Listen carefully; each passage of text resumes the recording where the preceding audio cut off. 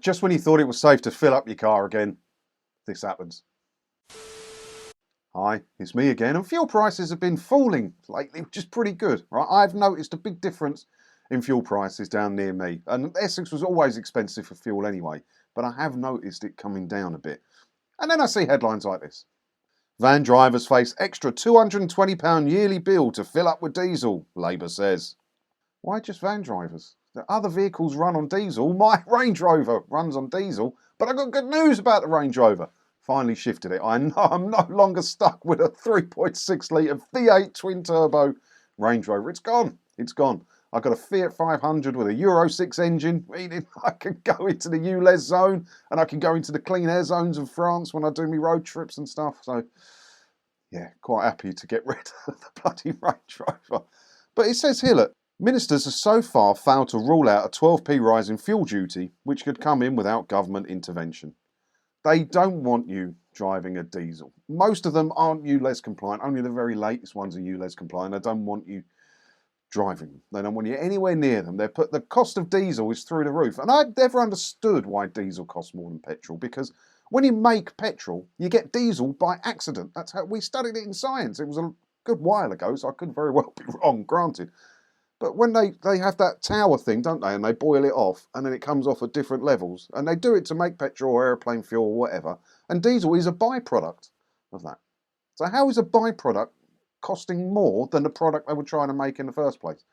Unless they were trying to make diesel and then got petrol as the byproduct, granted. But I fail to understand why diesel costs significantly more than petrol.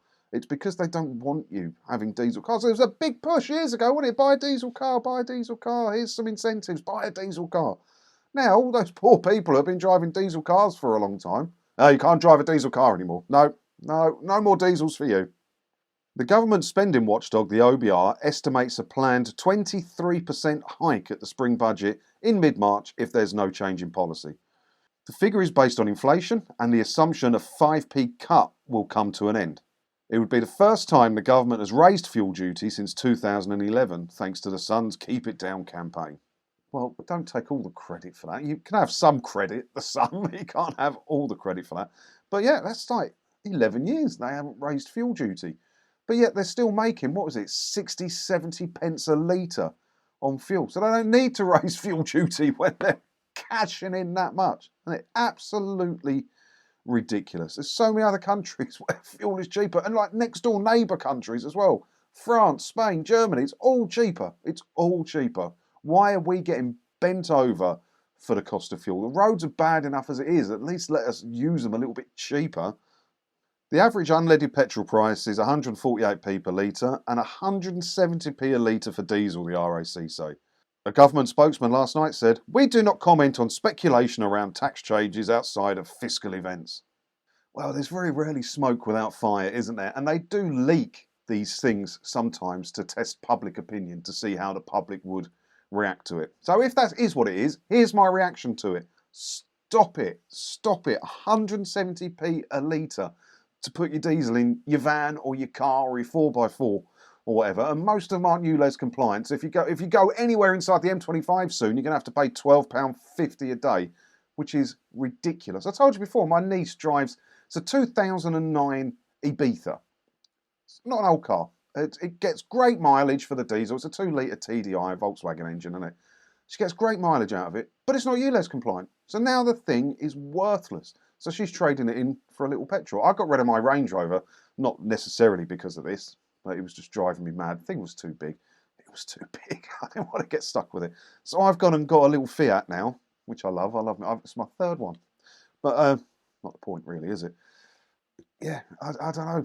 I don't know. They just don't want you driving a diesel, and they don't want you having any excess money. They're the only ones allowed to have money, so they can pay their multi-million-pound tax bill without telling us the full details of how much tax you actually owe. But if we tried to come to a deal over our tax bill, we'd end up in nick, wouldn't we?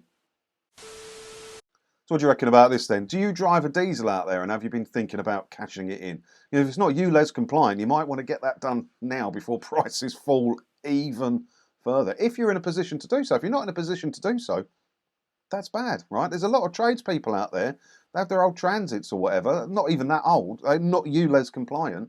They haven't got the money in the bank to go get in a new van. So what are they going to do? Pay the £12.50 a day. So then every job they do is going to go up by £12.50, which means me and you are paying it. It's mad, isn't it? Let me know what you think about it in the comments below. And as always, thanks for watching, and don't forget to hit the subscribe button if you haven't already, because that way, hopefully, I'll see you in another video again soon when I ta-da.